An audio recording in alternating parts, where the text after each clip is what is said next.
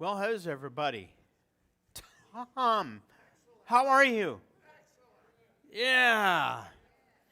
Everybody, did you hear that? Excellent. And if he's not excellent, then he's very good. Very good. Where? On top and rising. That's a good word. It was a lovely day today. Didn't rain a lot. But it did get rather warm. I mean, I was like 71 degrees. Oh, how do you guys handle it that live in places like Florida? How in the world did I ever handle living in Florida? 98 degrees and 99% humidity. And alligators and swampland and mosquitoes. You think we have mosquitoes here? Yeah, they're large. I mean, the Alaska mosquito is the state bird, and I notice it has landing lights, okay, at night, like, and they land on you. But the ones in Florida, they're little itty bitty guys, and they bite you instantly. It's like, wham, and they're all over you. So, you want me to do that again? I don't think I can. I'm actually waiting for them to get my PowerPoint up there. So there it is. And we're going to begin together with these words. Ready? Shema Yisrael, Yehovah Eloheinu, Yehovah Echad. Hear, Israel, Yehovah our God, Yehovah is one. And we will love Yehovah our God with all our hearts, all our beings, and all our resources. Amen and amen. All right, we're in Matthew, and we are moving right along. It's almost Passover. Not in our world, but in Matthew, all right? And Yeshua, the Lamb of God, has entered Jerusalem and the temple, where he is arguing and debating with Pharisees and Sadducees, unbelievably working together in order to examine and trap Yeshua.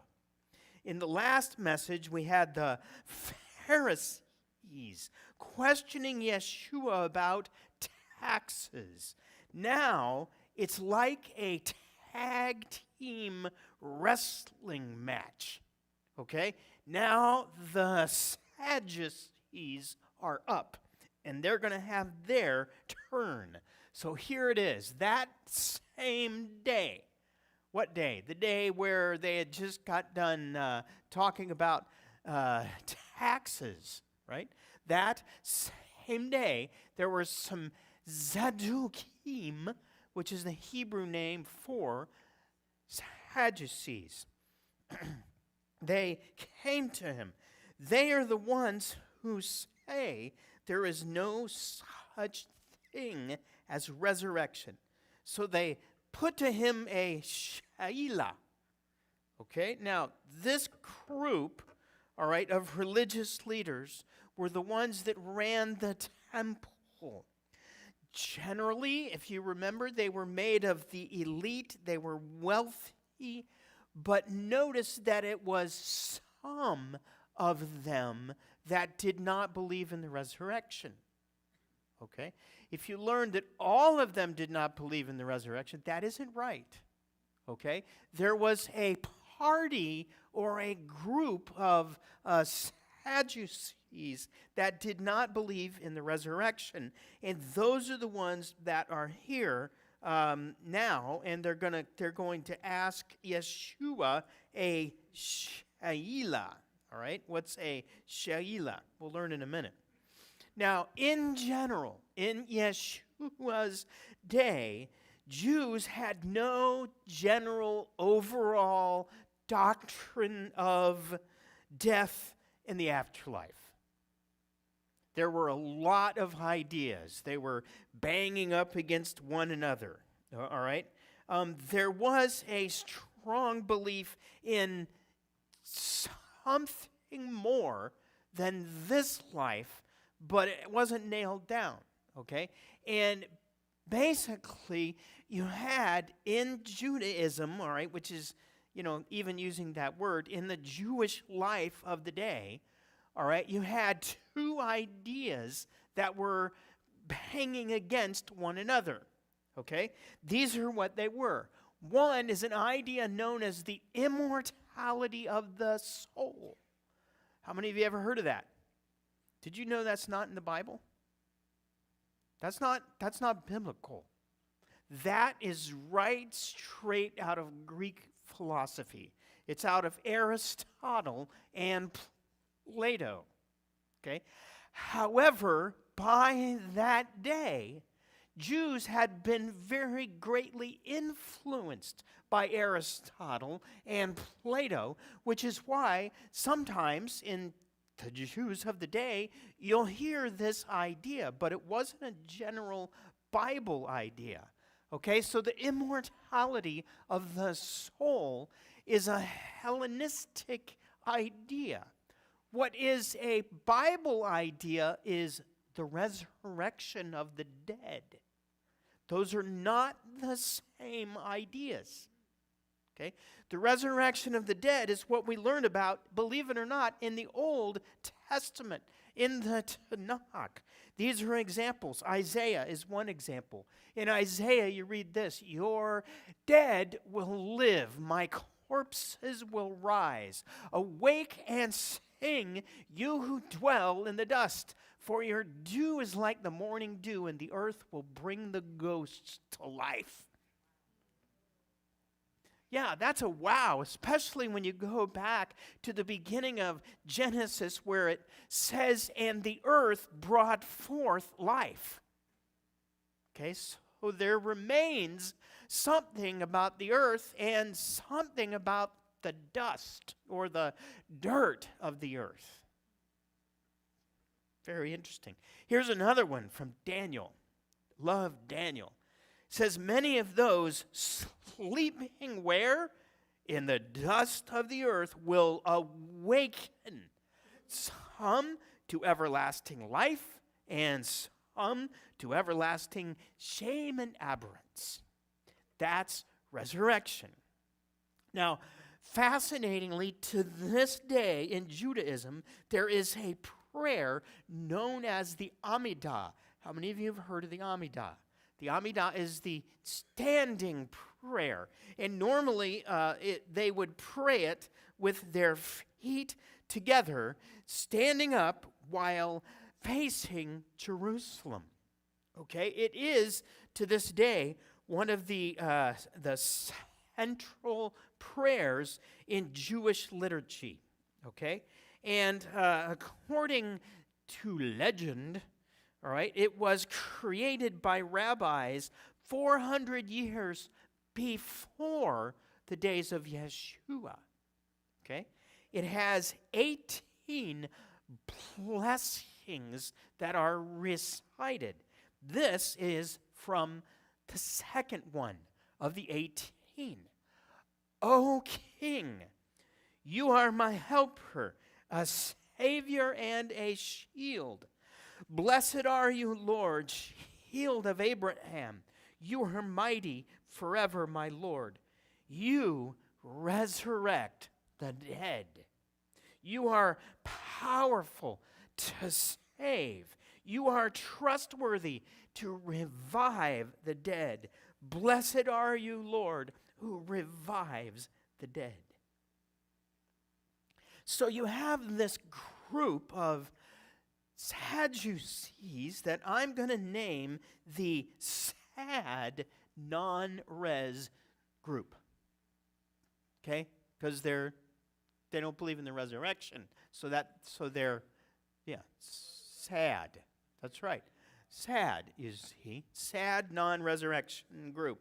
It's easier to say non-res, the non-res group. Okay? They approach Yeshua and they ask him a she'ila. That's what we heard in the complete Jewish Bible. She'ila is a Hebrew word which means a question about Torah or halakha, how to live it out.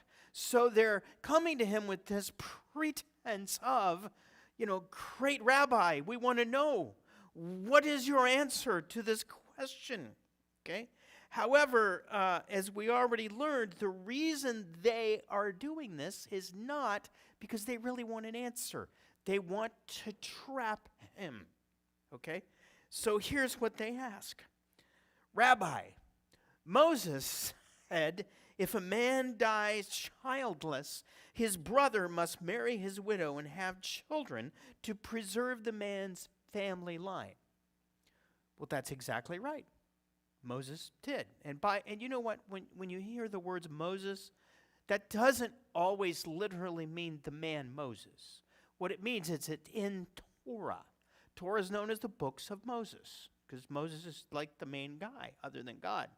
Okay? And that's what that means, all right? Now, have you heard of levirate marriage? Levirate marriage, and the word levirate has nothing to do with the word Levi. It's not related. Because I always thought levirate marriage, it had to do something to do with the Levites. Not at all. Okay? As a matter of fact, levirate is from the Latin word levir, which is a Latin word that means husband's brother. Okay? Really, in Hebrew, levirate marriage is known as yibum. Okay, yibum. And this is where one of the places where you read about it in Deuteronomy. If brothers live together and one of them dies childless, his widow is not to marry someone unrelated to him. Her husband's brother is to go to her and perform the duty of a brother-in-law by marrying her. And that had to do with the woman being able to have a baby, which is a design in God's world, and inheritance. All right? That's what that was all about. Now, these guys, they're asking Yeshua, they're setting it up. Here's the truth out of Torah.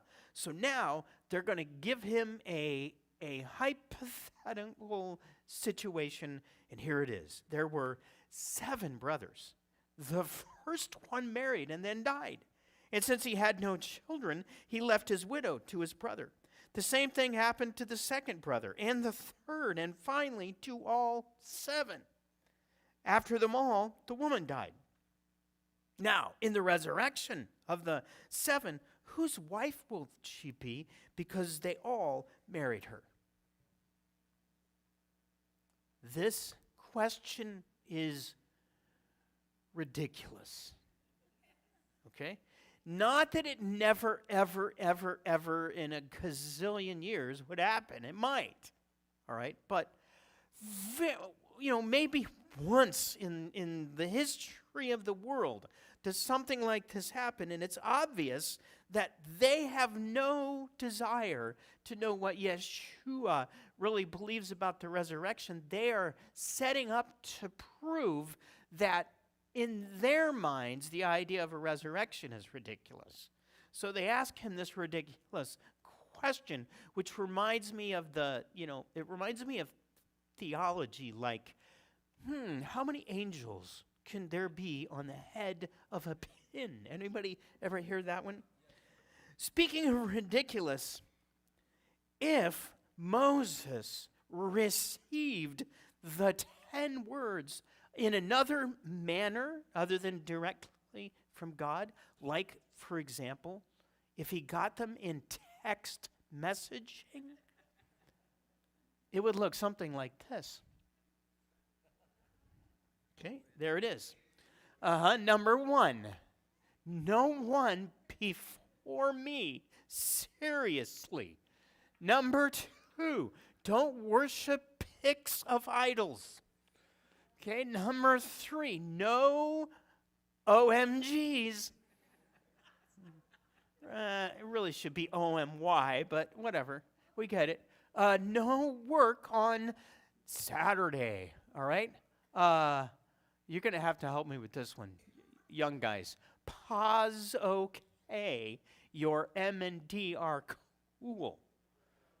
I mean, it's honor your father. Positively okay. All right? Don't kill people. The next one is only with mate.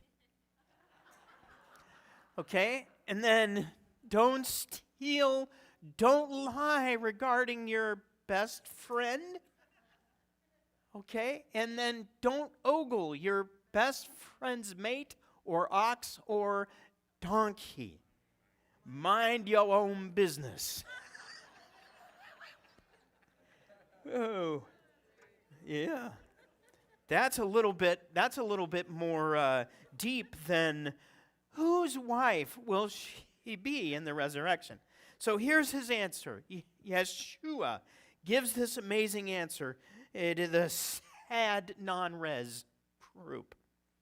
He answers them, the reason you go astray is that you are ignorant, both of the Tanakh and of the power of God. Remember, I read you those verses out of the Tanakh. However, the Sadducees, in their view, only accepted Torah, not the rest of the scriptures. Okay? However, it's interesting to me that they only accepted Torah, and yet they were crooked and under the Romans, and they didn't have all Levites serving. So anyway, so you don't know what you're talking about. Basically, you're ignorant because you don't know the Bible and you don't know the power of God. For in the resurrection, neither men nor women will marry. Rather, they will be like angels in heaven. Man, I wish the translators had rearranged those words a little bit. Okay, why? He doesn't mean when you and I die, we are going to be like angels. He means we're not going to marry like angels don't marry. That doesn't mean we won't be married. Sorry, hon. We were working through this the other night, and she said, "You mean I might be stuck with you for all eternity?" I don't know, maybe. But the idea isn't that we're going to be like angels, okay? And you hear that a lot because we don't realize how much our world is saturated with paganism. We don't realize it because to us it's normal, right? To the world it's normal.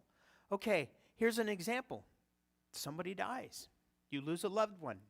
And what do you hear? Well, God needed another angel in heaven. That's a nice way of saying it, Shanita. That's a bunch of baloney. You had practice with that. I imagine you did, all right?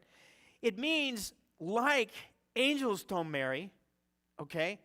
In heaven, there's not going to be any more weddings. There's going to be one, right?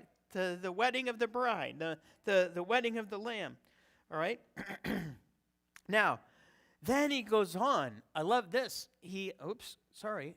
Did I do that? No, what happened? Does my battery die? Is there anybody up there that can hit the buttons and oh, there we go.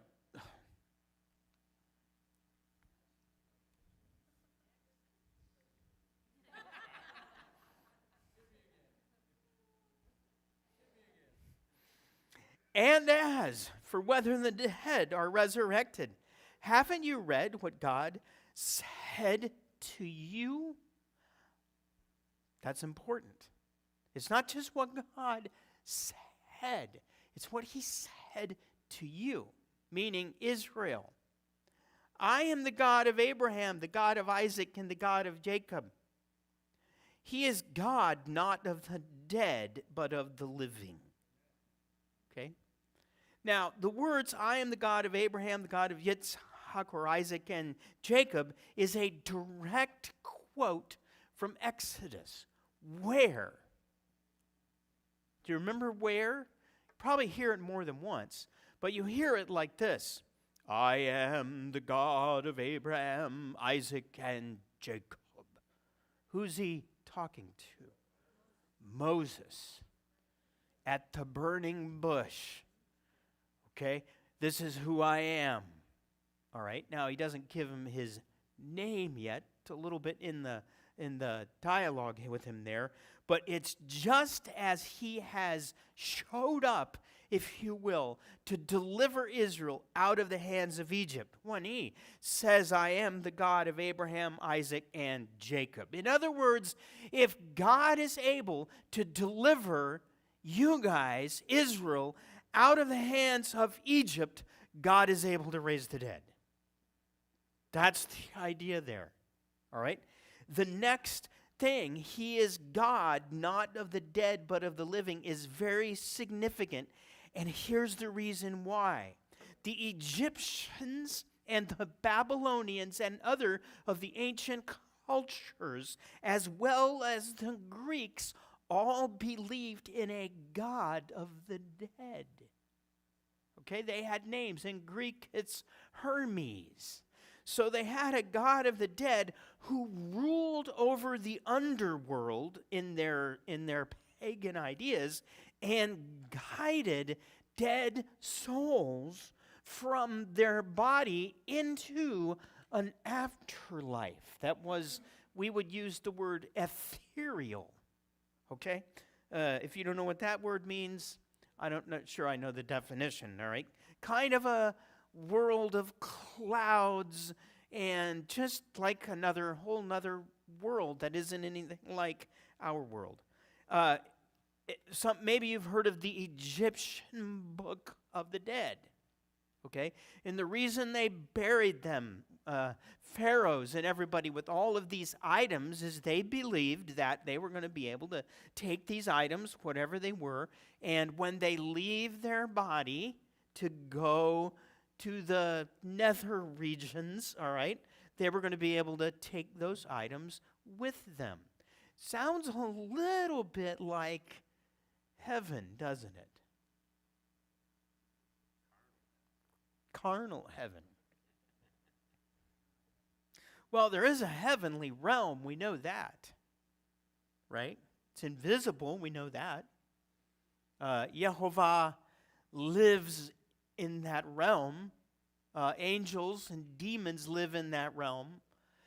You and I, listen, were not designed to live in that realm.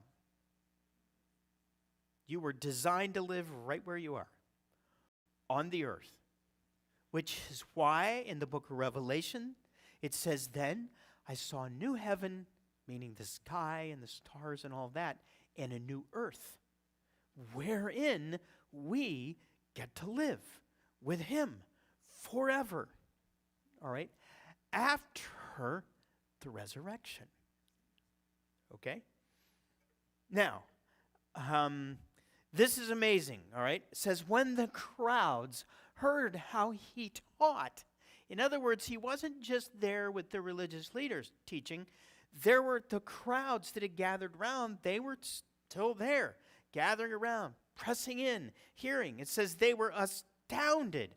But when the Pharisees learned that he had silenced the Sadducees, they got together. And now, tag team, Pharisees are up. Okay, we've already had them once, and that's the way it's going. Pharisees, they'll ask a question. Sadducees, they'll ask a question. Pharisees, they'll ask another question, even though the Sadducees and the Pharisees don't agree on much, other than they want this Yeshua guy gone. All right? It says, in one of them who was a Torah expert. That's interesting. That means that in general, the Pharisees were not Torah experts. What were they experts of? Taxes, the oral law, the oral Torah, the works of the rabbis. They were experts at that. They knew Torah, but they weren't experts at it. But this man was. Okay? One of them who was a Torah expert asked a Sheila another question of halakha to trap him. Rabbi, which of the mitzvot in the Torah is the most important? Yeshua does something he doesn't often do. He gives a straight answer. And what's interesting is when he gives this answer, he gives the right answer. Not only is it right because, he's Yeshua, he gives the right answer according to Jewish law and all of the other rabbis. He answered them in a way that all of them would have been going, can't get in with that question. Okay? This is his answer. He said this. He told them, you are to love Adonai your God with all your heart, all your soul, and all your strength. This is the greatest and most important mitzvah.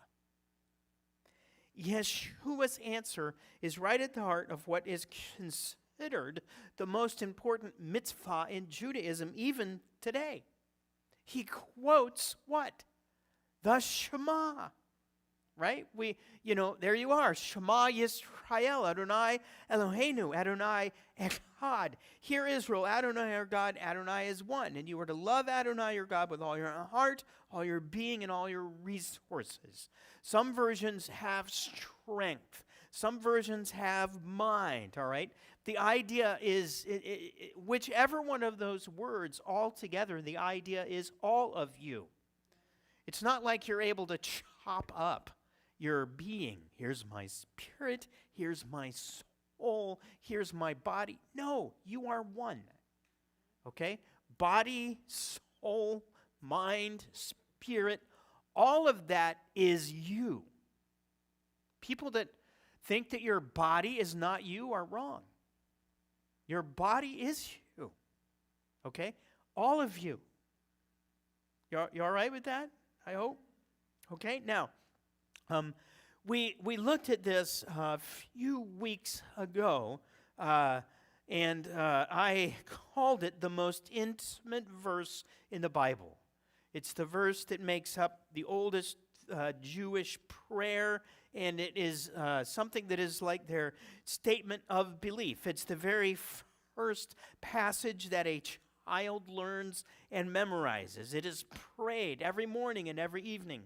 Okay, rabbis say that when you speak and live in the reality of the Shema, you are taking on the yoke of the kingdom. You remember that? And then do you remember this? How many of you remember this? Does anybody remember that? Okay. In the Hebrew scrolls, there are letters that are larger than the others. And it's the ayin, which is right there, and the dalet, which are right there. Okay? Put those letters together, and you have the word ed, which means witness. So the Shema is the witness. Your witness is loving your God with all that you are. That's your witness. Now, something else neat about this. In the ancient Hebrew, Paleo-Hebrew, all right, the ayin is a picture of what? An eye. Dalet is a picture of what? Door. So what do you get when you have an eye and a door? See the door. See the entrance. Okay? The word witness and the word Shema in the ancient language means look at the door. See the door. Which is amazing. Yeshua said, I am the way, the truth, and the life. But he also said, I am the door. I am the gate. So, very interesting. All right? So all of that in the Shema. And then he goes on. He says this, and a second is similar to it. You are to love your neighbor as yourself. All of the Torah and the prophets are dependent on these two mitzvot. And in the tree of life, it says the entire Torah and prophets hang on these two commandments. That's a better translation. They hang on them. Okay? Yeshua is again quoting Torah. He quoted it with the love the Lord your God with all your heart. And now he quotes from Leviticus where you read, don't take vengeance on or bear a grudge against any of your people. Rather, love your neighbor as yourself. I am Adonai. Now these two commands, Shema, love your neighbor. Love Yehovah your Elohim with all your heart, and love your neighbor as yourself. That they are similar doesn't mean they are equal. Okay? There are not two great commandments. There's only one. All right? Which is love Yehovah your God with all your heart. That love that you have for Yehovah is expressed in the love that you have for your neighbor. Okay? But without the love for God, you're not going to be able to love your neighbor. Not really. Of course, then you could ask, who is my neighbor? And then I would remind you, go to Luke and learn the answer to that one. Okay? Your neighbor is whoever you're with. This is a good one. I'll talk about this in a minute. Because I hear it a lot from well-meaning Christians or people who are thinking about Christians. They're like, well, we're supposed to love everyone. Nope. Only your neighbor. Nowhere in the Bible do you read love everyone. No one can love everyone except Yehovah. You're not able to love everyone. Why? Because you're not with everyone. Love is not an emotion that you have toward all human beings. Love is the actions that you have with the one that you're with. That's your neighbor. Okay? It might be your husband or your wife. It might be your boss. It might be your son or your daughter. It might be the guy that you run into somewhere. That's where your neighbor is. It might be the guy that is your neighbor that lives next door to you. Okay?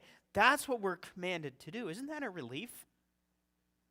To know, okay? And then you have this idea, well, I just love all the people of fill in the blank, Guatemala. How can you love all the people of Guatemala? You don't know them. You can't love who you don't know. Okay? So, love your neighbor even as you love yourself.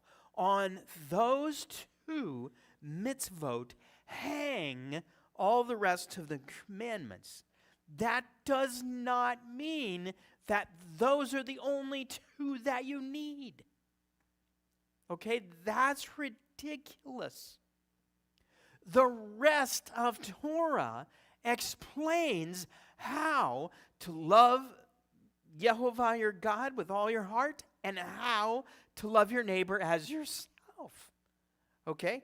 Man, people use that and they're like, well, all you need is love God and love your neighbor. And then you know what I do when I hear that, don't you? What's my next question? What does that mean?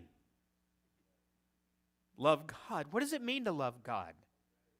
Obey. Thank you very much. Okay? That won't usually be the answer that you get. The answer you'll get is a blank look. Love God? Well, I just love him because he's so God. Okay. Look, here's how it works. When Moses got the commandments, they were on 2 tablets. Thus, 10:2. All right? The ones on number 1 are about loving Yehovah your God with all your heart. The ones on number 2 are about loving your neighbor as yourself. Okay? It looks like that. Love God. The ones on the 1. These are the commandments on the one side there. I am Yehovah your God. You shall have no other gods.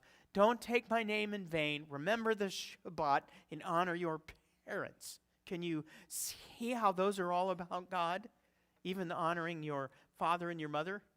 That's about honoring God because it's upward. Okay? And on the next, no murder, no adultery, no stealing, no false witness, no coveting. That's all about loving others.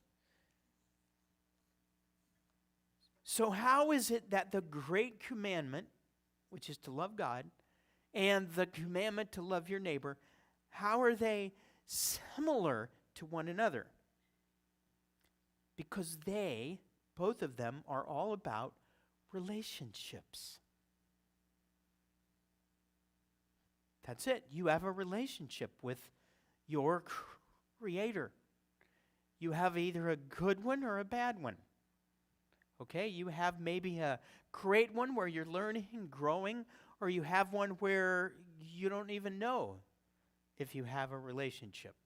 And from the very beginning of the Bible, in Genesis, it's obvious, especially in Hebrew, that our Creator has designed all of this for relationship, so that we can have a relationship with Him and we can have relationships with one another that are beautiful and holy and righteous and godly and glorious forever. All right?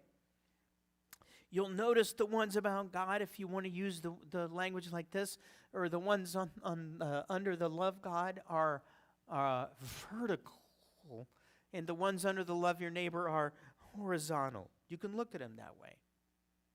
Now, when Yeshua was done with this, okay, he got asked this question: what's the most important command? And he gave him the right answer. All right? In Matthew, it doesn't go on. It goes on to the next question, the next thing that happens, which is Yeshua asking them a question.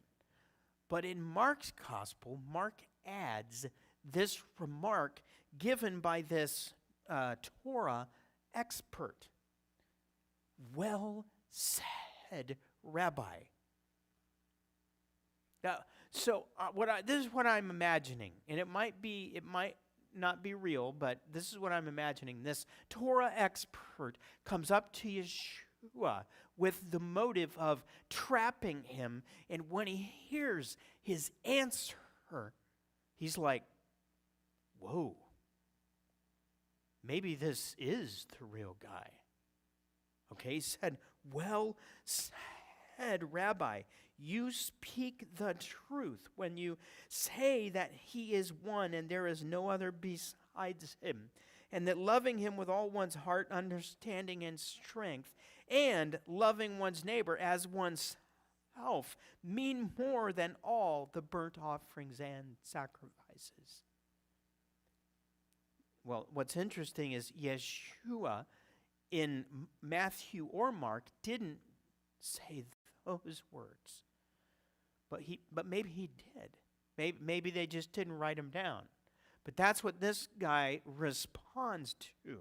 By the way, the idea of the Shema and the loving your neighbor being more important or meaning more than all burnt offerings and sacrifices, that is in the Tanakh. Remember? Where he says, and I'm trying to remember the address.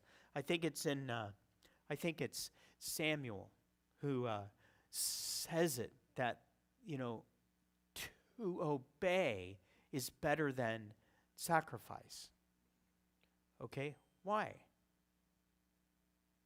Well, one reason is regarding the sacrifices for sin. If you obey, you don't need it. Right? You don't have to bring the animal day after day after day after day after day and say over and over and over again, I'm sorry, I'm sorry, I'm sorry, I'm sorry. Okay?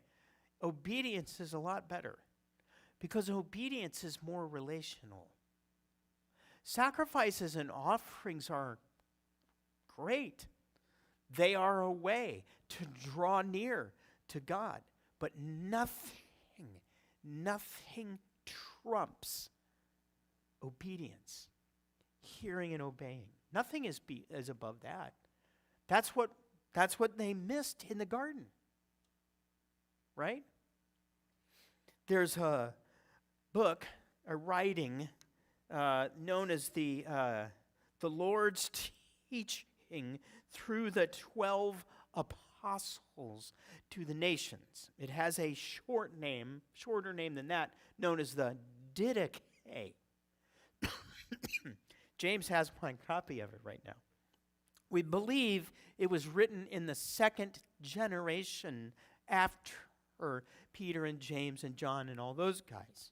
All right? And it's fascinating to read because it was written originally in Greek because they wrote it because they knew that the message of Yeshua and the good news were going to go out to the Gentiles, and they wrote it in more Gentile language. But you would be surprised in reading it how much of it is Torah. Okay? This is the very beginning of that writing. Okay? The last words, the very beginning.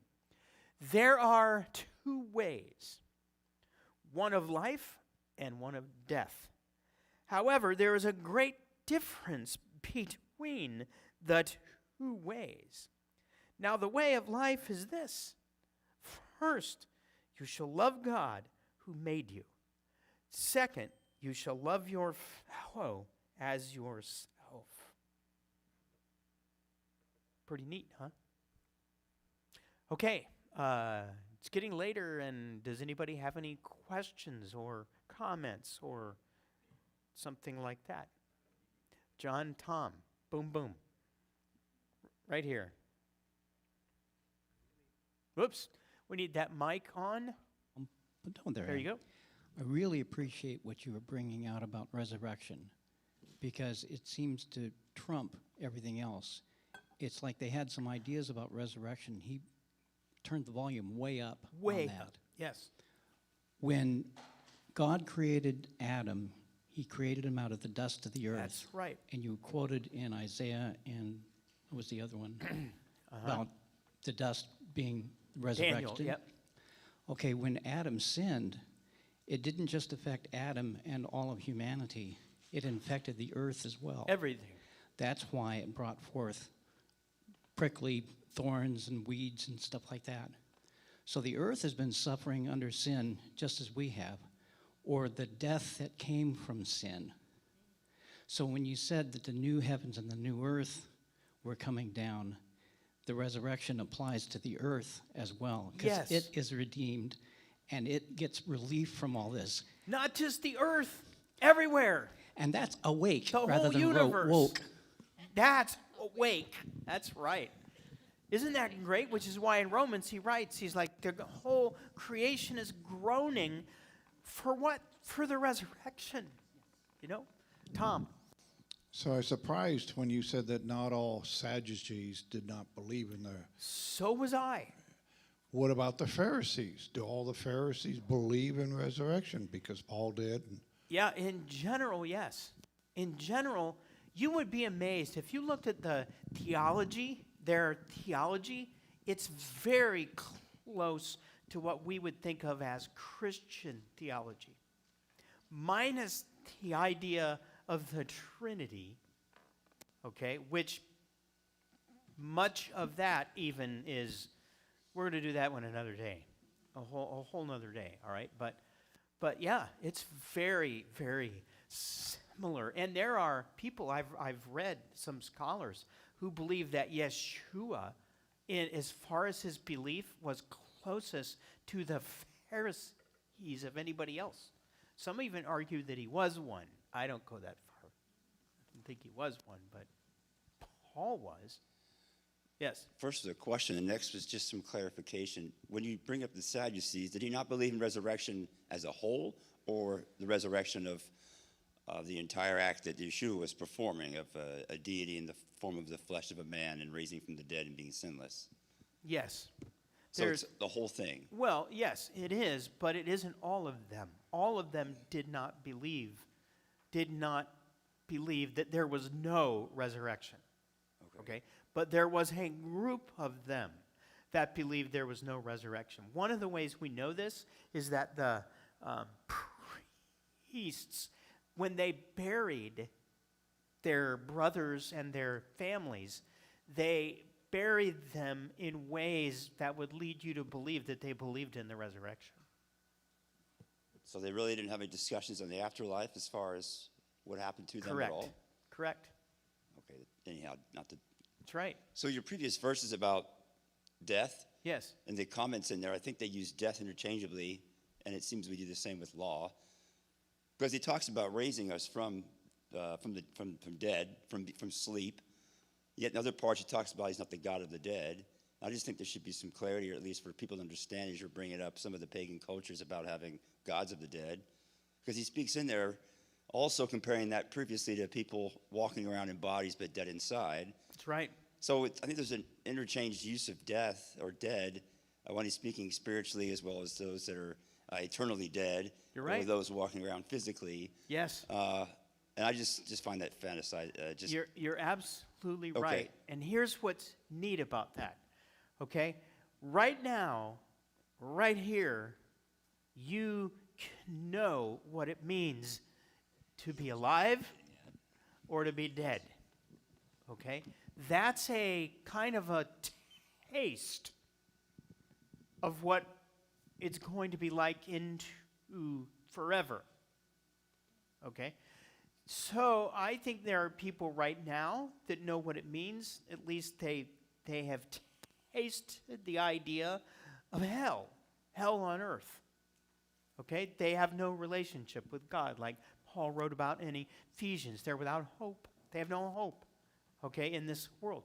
But then you have a lot of the rest of us that we have experienced heaven, okay? Paul says that the Holy Spirit, the Ruach within us, is a down payment of what will be later, where we get all hung up because we're human beings that want to know, all right, is we want to know, well, what happens in the time between death and the resurrection of the dead? And what's happened in our world, in the West, our world is built on Greek-Roman ideas. You don't know that, maybe. The whole Western world. And it's a mixture of Greek-Roman ideas and Torah, really, all right? When you begin to unmix it, what you arrive at is, according to the Bible and Torah, you die, you go in the dust, and then you're resurrected. When? At the resurrection. Okay? On that day. All right? What we do is we add in all of these, well, you're going to leave your body and you're going to go into this world of yada, yada, yada, and go to the light, and then there'll be angels, and then there'll be music, and there'll be heaven, and then you have movies about it, you know, and you have people walking around on clouds. Huh? Yeah, and the tunnel and all that. Well, I don't know about any of that. Okay, but the bottom line is, if you don't know what's going to happen exactly, can you live with that? Can you trust Yehovah enough that you will be resurrected, whatever that looks like, and whenever that looks like? Okay, yeah. Okay, Susan, then Dante. Go ahead. All right, so I got done reading about Jehu and how he went after Ahab's whole family and just massive killing and doing away with anybody who was related to Ahab. And then when he was done, the Lord congratulated him and says, okay, because he did what I told you to do, I'm going to make you king. And so, I don't know, it just seems so different from what Yeshua was telling us to do about loving our enemies. And I mean the two important commandments he gave. Yep. So here's something about loving your enemy. Okay? I believe, I might be wrong, I'd have to go back and look at it, but I believe in the Hebrew of Matthew, which is where you learn about loving your enemy, because it's in the Sermon on the Mount. It's not love your enemies. Maybe it is. I think it's love your enemy. And the idea is the Sermon on the Mount is all about relationships, okay? What you're talking about is about war and battles and dealing with people and groups of people that are evil and want to murder others, like Jezebel and Ahab and all of that. They needed to go, is the bottom line, okay? So that wasn't about relationship. That wasn't about your neighbor. That wasn't about your husband or your wife or your friend or whatever. That was about, it's like if I make this a comparison. It's like talking about loving your enemy is like the person that you work with that doesn't like you. Okay? What the other thing is what are you going to do with Hitler? It's a big difference. Okay? One's about my day-to-day life, my day-to-day relationships. The other one is about getting rid of the evil so that less innocent people die, which is righteousness. Pante. So, speaking of resurrection, how do you put Lazarus and the child, and when Jesus was resurrected, all the dead who got up and walked? Yeah, we How haven't does got to fit that in? one yet. Right. No, I That's- know, but how do we reconcile that with the resurrection? That's And a I know couple the Bible months. speaks of it. Yeah, that's a couple months away to get to that one. So let me get to that one. I can tell you my ideas now. I'm only a week ahead of you guys. That I believe that was a unique event that had to do with the resurrection of Yeshua and the literal dynamic power that was released from the heavens into the earth when he was resurrected. And some of it got on others. That's what I think. And Lazarus, get up. So what do you want to know? Is that what's going to happen with us? Yeah, I don't think it is either.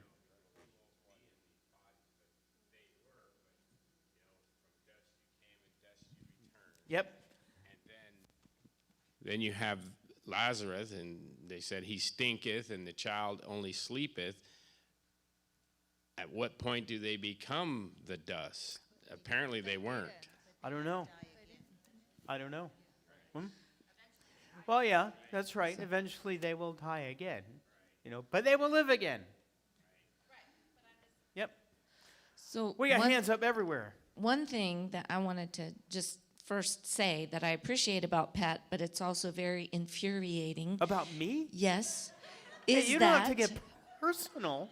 after 40 years, he doesn't say, well, this is how it is, and this is how we all have to believe, and this is, this is what my theology is the right one, and please believe it. But it's also frustrating because we've had discussions about, it seems to me, in the Tanakh, it talks about you die and you're just dead, right? And then one day there's this resurrection. But then you read the New Testament, and you read Paul, and he says, in the twinkling of an eye, and the trumpet's going to sound, and there's this instant thing. And then there are people who have died who explain about this whole experience they had. And so it's like, well, which one? And there's some people who actually believe that there's already been a second coming. I mean, there's all these doctrines, right? All these theologies. So I still am not sure, for me personally, what is my theology about when we die? Is it instant? Is it, I don't know, do we believe Paul, who had Hellenistic influence and Greek, like you said, Plato ideas, or do we just stick with the Tanakh, which is more, we'll find out when it happens, kind of thing? Like, I don't know. So Yeah, do you have Well, any? ultimately, you're right. We will find out when it happens. We will know that ultimately. Thank you. It's just like the book of Revelation. Okay? Everybody wants to dig into the book of Revelation, and I'm like, oh, I don't know, you want to do that. Yeah, I've seen wars over the book of Revelation. All right? And the bottom line is, nobody knows. Everybody that believes that they know has been wrong for the last 2,000 years. Okay? Every one of them. That's why Dee brings this up. She says, in the book of Revelation, where it says, and there was silence in heaven for a half hour. Do you know what that is? Everybody's rearranging their charts because they were all wrong. So I think what we have is we have glimpses. Those glimpses are meant to give us hope and increase our trust. They are not meant to give us all of the information. If we wanted all of the information, then it would all be in there very clearly. It would all be in there. What is in there very clearly is love Yehovah your God with all your heart, all your soul. Love your neighbor as yourself. There are other things in there that are clear as well, but those are about the clearest that there are. And so my idea is I would rather be doing one of those, one or both of those, a lot more than I would be figuring out what exactly is going to happen and when is it going to happen. That's just it.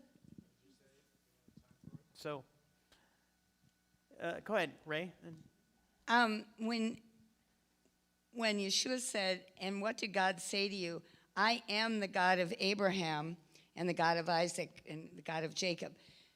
When I noticed that, he said, I am. He didn't say, I was the God, Correct. right? That's right. So he's living somewhere because he's gone. So Abraham, Sure. Isaac, and Jacob Yeah. are alive. But the other thing is, if they were gone and no more, why would God have to keep the covenant? Because he made the covenant with him. That's right. Yep. Yeah. I'm not Good point. suggesting they're gone and no more. All I'm doing is I'm letting you know you die, you go into the dust. Okay? God resurrects you. All of the rest is details that I don't know about. Well, number one. Yeah, you don't, yeah. We're talking about the resurrection and then the judgment, right? Dan? So this might be open up a rabbi trail that we don't have time for, but We have 1 minute. yeah, there you go. So when you were something that's been kind of on my heart since you had the slide of the 10 words, don't take the Lord's name in vain. I don't believe that that's just saying OMG, right? That's right. That's absolutely right. That's using it outside of the authority that was given to us, right? Yes, and it's living in a way where your words are that you are a believer, but your actions are that you're not. That's the basic meaning of it. So, can I just drop one little nugget and then we're going to be done? I know you got a bunch of questions and everything. We'll be here next week. All right. This may help, it may not help. Okay? And I don't mean to get all out there in some kind of la-la land, but this is reality. All right? Time on earth is not equal to time on Jupiter. That's all I'm going to say. Okay? Because we are always thinking on earth linear time. Okay? But the universe doesn't work that way. All right? In other words, there may be things that have already happened out there somewhere that haven't happened here in our time zone. And when we get real linear and earthbound with all of our thinking about things, it doesn't work. Okay? So what happens? What happens when I die? Well, I don't know. What time zone are you going to be in? I don't know. So, and by the way, I'm reading a book about that right now. So you'll hear a little bit about it one day, called The Science of God, written by a Jewish man named Schroeder. And it's one of the hardest books I've ever read, because I didn't do well in science. Chemistry. Ugh. I taught you rocks. I can do that because I had a book, but chemistry, no thanks. All right, we got to go, guys. This has been wonderful. Let's stand up together. And, the bottom line is the bottom line. Trust Yehovah. By the way, Yehovah will bless you and keep you, even in death. Yehovah makes his face shine on you and is gracious to you. Yehovah will look you in the eyes and give you shalom now and forevermore. Yivarekecha Yehovah ve'yishmerecha. Ya'er Yehovah panavelecha v'kuneka. Yisa Yehovah panavelecha v'yasem leka shalom. Shabbat shalom. Enjoy your rest and go home and read your Bibles and do what's in it.